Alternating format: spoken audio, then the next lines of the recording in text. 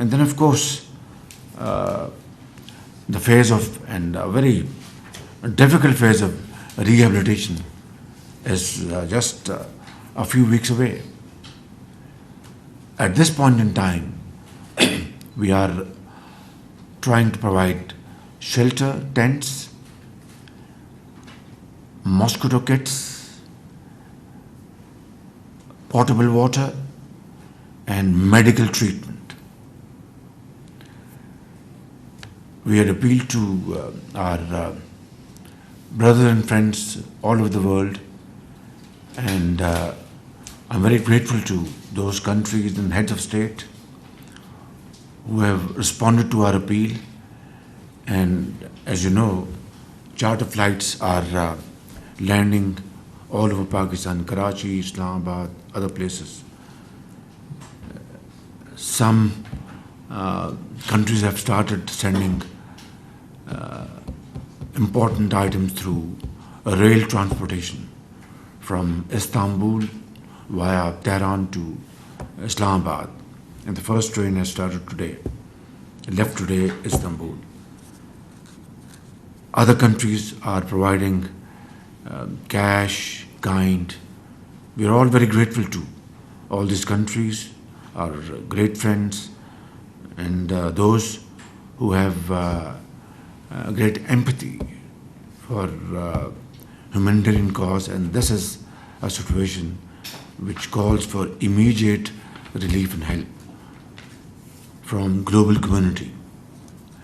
I expect that as television channels and mainstream media are reflecting these devastating scenes, I think the response is becoming quicker and very strong, alhamdulillah. Today we have troubled you in this room to let you know. I know you are very well aware of the situation on the ground, but today we'll give you a presentation which will show you what is the situation as of today on the ground in all the 4 provinces. We'll also show you the kind of relief work which is going on under the supervision of federal government, provincial governments, and of course by team effort of Pakistan's armed forces. Dozens of helicopters are in action. Boats are roaming around through shallow and deep water, carrying people, boys and children and women and girls to safe places, providing food, providing milk, and providing medicines. All this is happening, but this needs to be done at a much bigger scale. And this needs to be multiplied by many times. Otherwise, this challenge will remain a challenge till we really reach the last home, the last person, stranded various parts of Pakistan. So, ladies and gentlemen, this is the kind of situation. I wouldn't want to go into details. Yesterday, we have constituted, after thorough consultation, National Flood Response and Coordination Center, which will ensure effective and speedy implementation of all our actions. It will have communication with PDMAs in the provinces, coordinate rescue and relief efforts, and plan for our rehabilitation program. And also coordinate with donor agencies, bilateral, multilateral. I believe today they're going to have, UN is going to have, It's finished. It's finished, done? Done very successfully. But this is only going to provide $160 million. It's triggering others Yeah. already. So I think this needs to be multiplied rapidly. And I want to give one solemn pledge and solemn commitment at my command that every penny will be spent in a very transparent fashion. Every penny will reach the needy. There will be no waste at all, no patronage or political influence will work.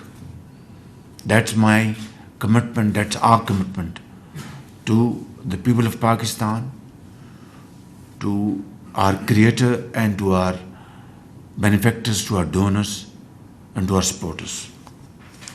And I'll honor this commitment to the hilt under all circumstances. It's clear that your government is taking this very seriously, but these floods didn't happen overnight. They've been going on for a number of months. As you have heard and you have seen, you have witnessed yourself that this year around, the intensity of rain has been at least 3 to 4 times more than the average of the last 30 years. The moment we were getting this, warnings from Met, we sat here, we devised a plan, and we set out on our program, and we went flat out. Believe me, all human possible efforts have been committed. We are going to deal with this situation with the support of 220 million Pakistanis. We'll put all our resources to serve the people wherever they are, and we will redirect our resources from development plan towards their rehabilitation. That's very important. We will certainly learn from our experience, but I think the global community should stand by us today. It's a yawning gap between our requirements and what we are receiving till this point in time. And are you receiving enough so far from the international That's what I've said.